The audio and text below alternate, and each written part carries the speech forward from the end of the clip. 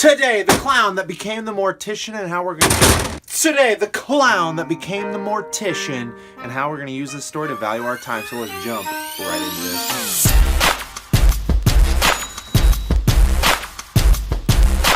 Well, welcome back, my passive income investors. Today I'm going to break down a story that's going to help you guys understand what it takes to actually truly value your time and how to put a dollar amount on it through this girl that I met that went through this really interesting career change. But before we get into it, I want to tell you how I met this girl. Many of you might not know, but I'm actually a full-time magician. And you're probably thinking to yourself, prove it. And the only way I can think I can prove it quickly is to take a little bit of fire. It's a little tasty. It's not that bad, actually. If you go to the related channels, guys, you'll find my magic page. But as a performing magician, I was working on this actual train where they hire all these different entertainers. They had balloonists, and they have like singers and guitarists and things like that. And that's where I ran into this clown. This lady was dressed up as a clown, and she was making balloon animals on weekends, guys. And I'm a pretty talkative person. I'm a really open, out there individual. So usually people end up opening up to me. I like learning people's stories, getting to know where they're from, what they're doing. And here was this girl. She was about 17, 18 years old at the time, working on this train just to save up money to go to school. She was really hesitant on telling me what she was trying to get an education for. But after a few weeks of working with her, she kind of just opened up a little more. And she's like, I'm going to school to become a mortician. Now, many of you are probably like cringing inside, maybe not your career path or your career of choice. I personally grew up on a farm. I've seen my birds and the bees, my fair share of death in life, and you kind of get adjusted to it a little differently when you grow up on a farm as a kid. So I had nothing against her for it, but I was so enthused and interested by like, you know, how did you end up in this?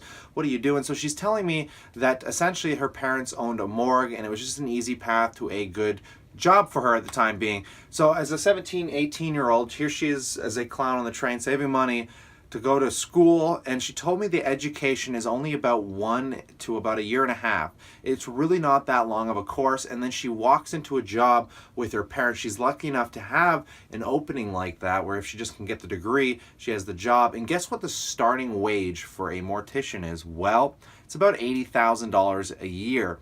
And on top of that, while she's working as a clown, she's making roughly $30 to $40 an hour. You're probably looking at this now and thinking, damn, why wasn't I a clown? Why didn't I try and become a mortician?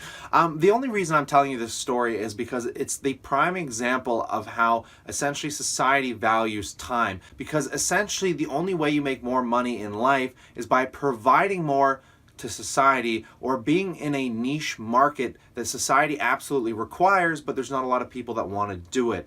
Let's just use a quick example like Bill Gates. Obvious example, you probably all know this story. Bill Gates makes way too much money, but he solved the computer problem. If I solved the problem that big, my bank account might be worth billions as well, guys. That changed the way people interface with reality. If you were a clown, not a lot of people want to be a clown, but sometimes people want to take their parents to places where their kids are going to get entertained, and that's the kind of entertainment that's there, but there's not a lot of people that want to do it, so the fixed price point is a little higher. As a full-time magician performer, I'm doing something that not a lot of people want to do. I can get up on stage and talk in front of people. I'm very personable.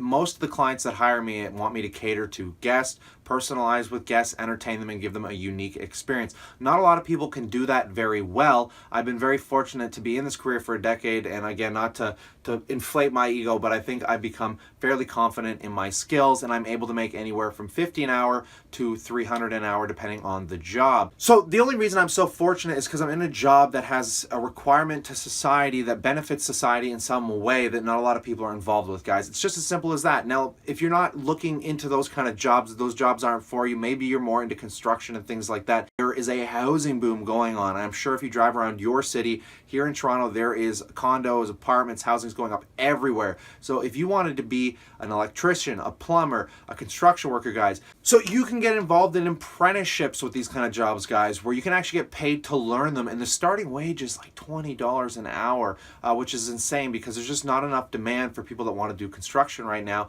to meet what society puts value on it. So there's a little bit of a higher pay grade for that right now. So this story, and it'd be really fun to meet this girl again, because man, we're going back like 5 or 6 years ago. I'm really curious to see how this worked out for her because this girl has a real potential to be a millionaire before she's even 30 years old. Think about it. She didn't take out any debt She was working as a clown, paid part of her education off in that year and a half, 2 years, whatever it was. And then she went in starting at $80,000 a year, lived at home for another 5 years, guys. Saved that money. By the time she was 25, she could easily have already been worth 6 figures and headed to $1 million long before she was 30. Like, that's so impressive and humbling to me. And I really wanted to share this story because I want you to see and understand how money is really made by trading your time. And again, I worked at McDonald's for 2 years, guys, when I was much younger. And the value of time flipping burgers, you're going to hang out with a lot of people that think they're worth more than that for flipping burgers. But unfortunately, society only allows you minimum wage for solving a burger flipping problem.